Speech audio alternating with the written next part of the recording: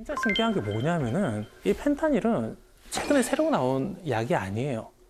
1959년에 벨기에의 한 제약회사에서 얀센이라고 하는 제약, 얀센. 아시죠? 그죠? 백신 예, 백신도 만들었죠. 네. 당연히 좋은 뜻으로 만들었습니다. 그리고 좋은 용도로 오랫동안 썼어요.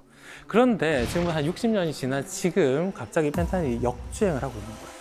도대체 펜타닐이 1970년대, 80년대 뭐 하다가 2010년대 이후에 이렇게 큰 문제가 됐을까요? 자, 펜타닐이 역주행하게 된 계기를 따라가다 보면은 우리나라 상황이 어떤지, 그리고 각 유명한 마약들, 아편부터 몰핀, 헤로인과 같은 그런 약들을 다 다룰 수가 있어요. 마약이 언제부터 존재했을까요? 학자들 추론한 것에 따르면 다 조금씩 다르긴 한데 보통 평균적으로 이제 기원전 12,000년 그 정도까지 올라갑니다. 어떤 종교 의식에서 쓰였고 종교 지도자들이 그 당시에 또 의사기도 했잖아요. 쓸 수 있는 게 뭐 동물을 쓸 수도 없고 쓸 수 있는 게 대부분 약초였거든요. 그러면서 약간 환각 효과도 느끼고 약간 기분도 좋아지고 그런 것들이 다 마약의 역사의 시작이 아닐까 이제 생각을 하고 있는 것이죠. 조금 시간이 지나서 기원전 한 1200년, 1300년경 고대 그리스에서 이런 형태의 여신상이 하나 만들어집니다. 뭐지? 이거 여신상, 여신상. 저 머리 뭐 추파춥스야 뭐야? 진짜. 진짜. 제가 알기로는 그 오피엄인가 약간 비슷하게 생겼던데. 오편? 오피움? 오피움? 오피움, 아편을 이야기하시는 거죠. 아, 그죠? 아편. 네, 오피움이 아편이에요. 네. 그러면은 네. 우리가 알고 있는 마약의 이름 중에 하나일 수도 있겠다. 양귀비는 중국 아닙니까? 황세성 씨 굉장히 예리하게 들어오십니다. 그리스어로. 맞아요? 바로 양귀비 여신이에요. 양귀비 여신. 팔에 든 여신의 머리에는 정작 양귀비가 있어요. 그 양귀비가 원래 아편의 원재료예요. 양귀비가 봉우리가 올라올, 꽃봉우리가 올라올 때 살짝 상처를 내요. 거기서 이제 즙이 떨어지잖아요. 그 즙을 말려가지고 그걸 빻아서 쓰면 이제 아편이 됩니다. 생아편, 아편으로 이제 넘어오는 것이죠. 그럼 이 여신이 머리에 양귀비를 쓰고 있는 것은 아마 이 양귀비를 신이 내린 선물로 받다라고 보는 거예요. 그때는 치유와 진정, 그걸 상징하는 그런 의미라고 봐야 되겠죠. 17세기 들어서 이제 아편이 또 하나의 전성기를 맞이하게 됩니다. 17세기 유럽에서는 약이 없었어요. 거의. 정말 제대로 된 약이 나온 게 다 19세기 넘어서거든요. 아스피린이 1897년에 나왔고 그러니까 뭐 하나 효과가 좀 있다 싶으면 그걸 다 만병통치약처럼 쓰는 거예요. 그래서 아편을 가지고 변비약으로도 쓰고 그 다음에 진정제로도 쓰고 일단 통증이 사라지니까. 만능 약으로 썼군요 그때. 근데 이제 사람들이 아편에 중독된 이유가 뭐냐면은 첫 번째는 진정 효과가 있어요. 마음이 쫙 가라앉아요. 그래 뭐 별거 아니야 라고 하면서 마음이 편안해져요. 그다음 마음이 편안해지니까 잠도 솔솔 와요. 수면 효과예요. 불면증 네. 없어지고. 그래서 수면제로도 많이 썼고요. 또 중요한 효과인데 진통 효과도 있어요. 아편을 이제 약으로 쓰게 되는 직접적인 계기라고 볼 수 있죠. 그때 아프면 뭐 방법 없으니까. 네, 진통제 맞아요. 방법이 없어요. 그래서 참을 수밖에 없는데 아편을 복용하면은 괜찮다는 거죠. 그리고 진통 효과와 더불어 기분도 좋아져요.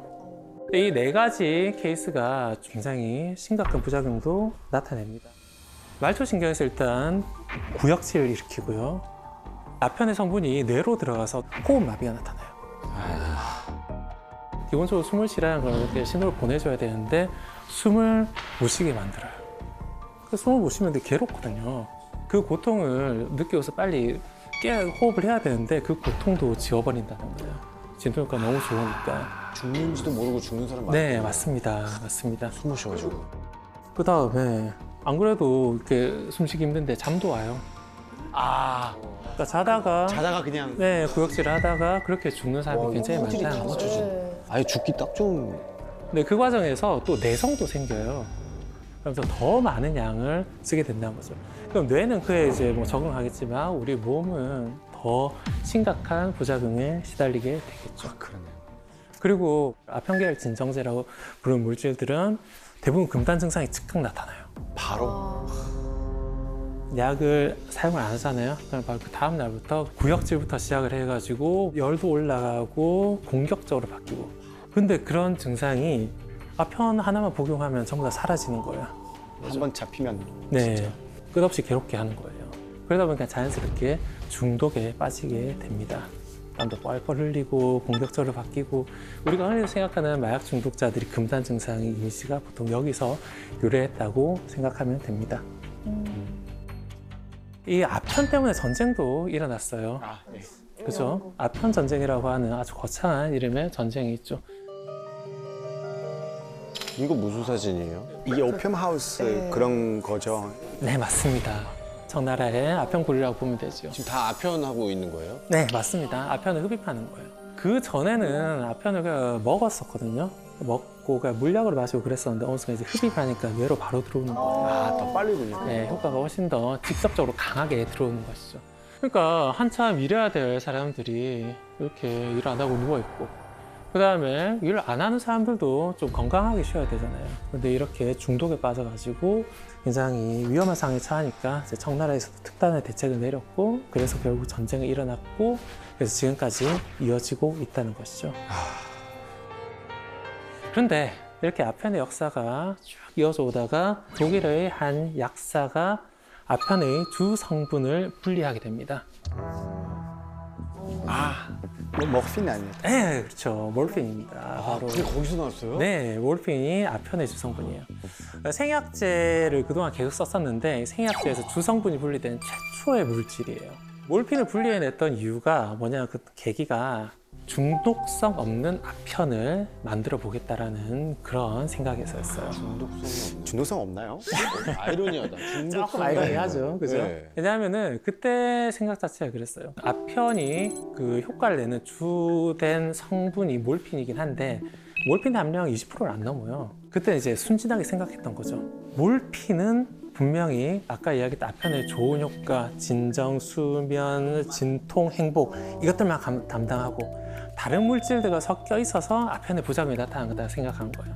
그래서 나쁜 물질들 분리하고 몰핀만 쓰자라고 생각을 한 거죠. 그런 거예요.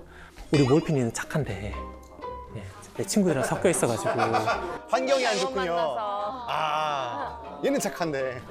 근데 대부분의 경우 알 수 있듯이 그런 몰핀이 비싸요. 네. 대부분 비슷하거든요. 실제로 몰핀도 아편이 나타내는 효과를 그대로 보여줬습니다. 아까 이야기했던 좋은 점, 그다음 나쁜 점이 그대로 나타났어요. 심지어 그전에는 20%였잖아요, 몰핀이. 근데 이제 100%가 됐어요. 그쵸, 그쵸. 그러니까 각종 효과들이 모두 증가하겠죠. 올라가고 부작용도 올라가고. 아편이 그냥 커피라면은 몰핀은 네, 고급 커피입니다. 고급 커피. 그렇게 몰핀이 세상에 나타났습니다.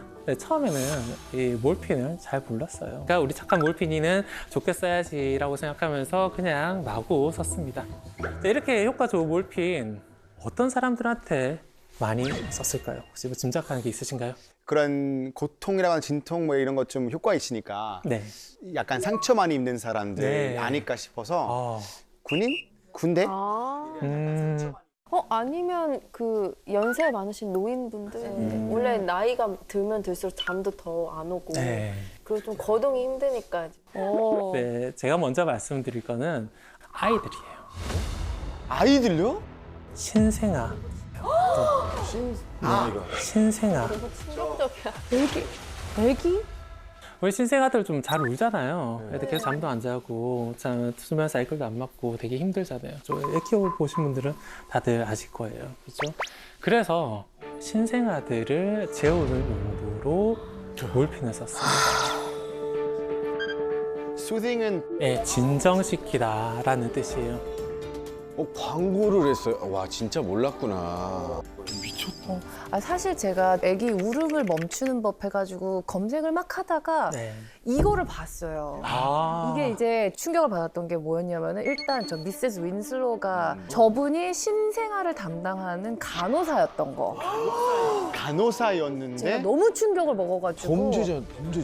말씀하신 것처럼 그 지역에 30년간 간호사로 근무했던 그 경력을 앞세워가지고 판매를 했어요. 굉장히 충격적이죠, 그죠? 근데 이런 게 엄청나게 많이 팔렸어요.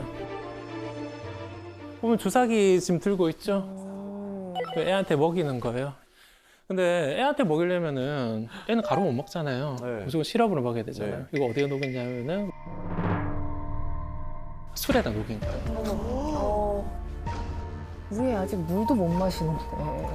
어우. 지금도 몰핀 같은 진정제 계열을 쓸 때는 술은 절대 못하게 하거든요. 술도 기본적으로 호흡이 조금 느려지거든요. 조금 몸을 다운시키는데 몰핀까지 들어가면 굉장히 극단적인 상황이 됩니다. 저걸 맞은 아기들은 어떻게? 많이 죽었어요. 많이 죽었어요. 또 논문에 따르면 이제 수천 명이 죽었다라고 표현이 되어 있는데 그 당시 영아 사망률이 굉장히 높았던 시절이잖아요. 그러다 보니까 제대로 통계 자료도 나와 있지 않아요. 이게 1840년대 중반부터 이야기 팔리기 시작하거든요. 그로부터 한 5, 60년대 굉장히 많이 팔린 그런 약입니다.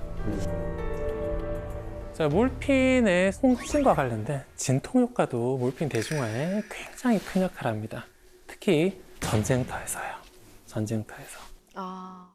마침 현대적 개념의 피부 밑에 넣는 피하 주사기가 1853년에 개발이 돼요. 몰핀이 한참 대중화되던 그 시기에 주사기도 나왔고, 그리고 그때는 남북 전쟁이라든지 유럽이라든지 식민지에서 온갖 전쟁 다 하던 때였거든요.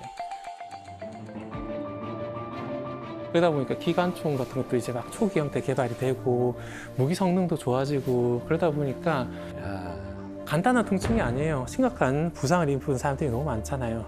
그 사람들한테 몰핀을 주게 돼요. 근데 나중에는 이 사람들이 그냥 중독돼가지고 전쟁이 끝나고 나니까 전쟁으로 죽은 사람들도 많지만 살아남은 사람들도 몰핀 중독자들이 너무 많은 거예요. 그래서 이런 사람들을 다 통칭해가지고 그냥 Soldier's Disease. Soldier's disease. 네, 군인병이라고 불렀습니다. 또 전시면은 정신 없으니까 그쵸. 옆에 진짜 위급한 환자가 맞아야 되는데 그냥 나도 하나만 놔줘. 그리고 감기 몸살이라고 그냥 그렇게 해서 맞은 사람들 네. 진짜 많았을 것 같아요. 본인이 아프다 그러는데 네. 아프다 그러는데 어떡하겠어요. 몰핀이 위험하다라고 하는 생각은 그 당시에 못했으니까요. 제가 아까 19세기 전쟁에 이야기하면서 몰핀을 진통제로 썼다 그랬잖아요. 메스암페타민 같은 경우에는 20세기 전쟁에 쓰이거든요.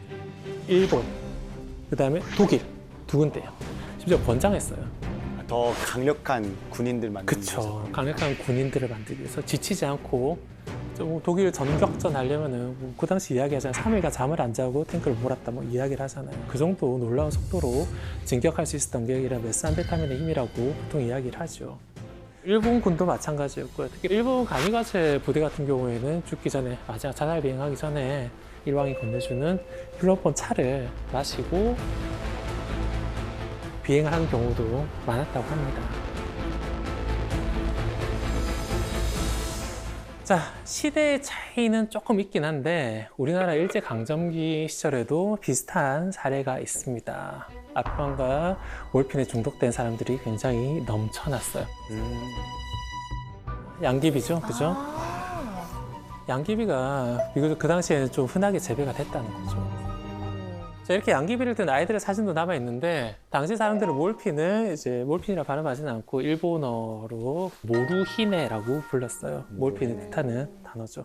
몰핀을 만든 곳을 이제 주사옥이라고 부르기도 했습니다. 자, 그때 전해진 이야기 하나 있어요. 평북에 살던 김시병이라는 사람이 식구들을 이끌고 만주로 갔다가 가족이 뿔뿔이 흩어지게 돼요.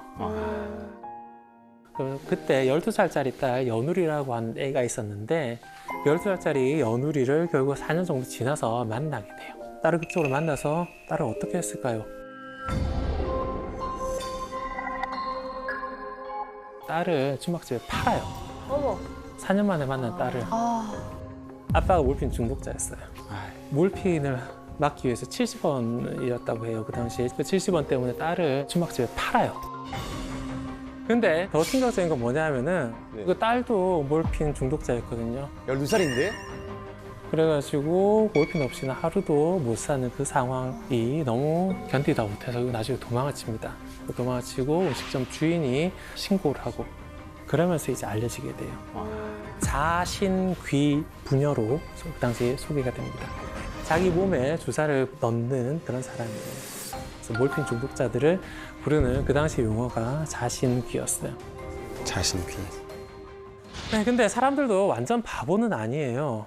사람들도 계속 적응을 하거든요. 현황을 보고서 그래서 우리가 어떻게 해야 될지를 알아간단 말이에요. 그래서 몰핀이 생각보다 위험한 물질이구나라고 생각을 하면서 중독성을 없애고 장점만 살린 물질을 만들어 보려고 했어요.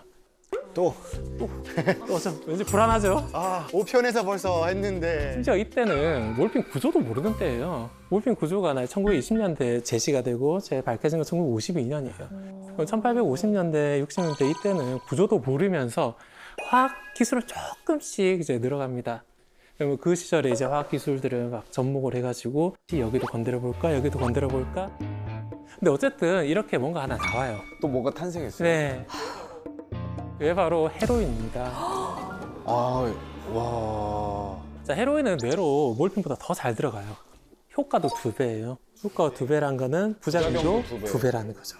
아편계에서 유래한 진정제들, 지금 아편, 몰핀, 헤로인 이야기를 했는데 뭐 다른 물질들도 많이 있거든요. 근데 헤로인이 거의 끝판왕이라고 보면 돼요. 헤로인까지 가면은 거의 갈 때까지 갔다라고 이야기를 하고 그만큼 더 위험한 물질이 만들어졌어요. 헤로인에 대해서 잘 모르던 시절에 몰핀의 중독성은 없는 그런 물질이겠지라고 생각을 하면서 헤로인을 광고를 했습니다. 와. 약간 패키징이 예뻐. 죄송한데 예쁘지 않아요? 여자들 화장품 앰플처럼. 아 진짜 그렇게 생겼어요. 잠깐 저기 기침약으로 쓰인 거예요? 기침한다고 이거 설마 주지 않았겠죠? 그게 맞아요. 오, 감기약이에요? 그냥 감기약으로 썼어요. 폐렴, 결핵이라든지 기침과 관련된 증상을 없애기 위해서 이 약을 썼습니다. 잠깐만요. 밑에 children이라고 써 있는데 오른쪽에 3 years? 네. 3살 아이까지? 네. 애들한테도 아무 생각 없이 그냥 썼던 약이에요. 심지어 이 약을 일반 약으로 팔아요. 일반 약으로 그냥 약국에서 돈 주고 살 수 있는 그런 약이었어요. 어머. 뭐 광고하니까 맞겠지라고 하면서 그냥 사가지고 써서 복용하다가 많이 문제가 됐죠.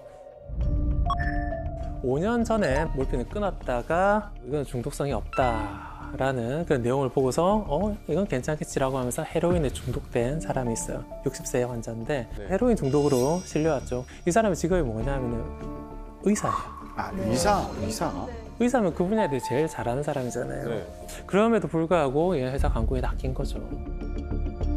낚였다라고 하기도 좀 애매해요. 그러니까 그 당시에 회사도 모르는 경우도 많았거든요. 헤로인이 얼마나 위험한지에 대해서. 의사도 중독자가 될 정도니까 일반인도 훨씬 더 많이 중독자가 됐겠죠. 그렇게 많은 사건 사례가 터지다 보니까 이제 미국에서도 규제가 들어갑니다. 1914년이에요. 본격적으로 관련 법을 제정을 하면서 마약성 물질들은 함부로 약국에서 할 수 없게 만들어지는 거죠.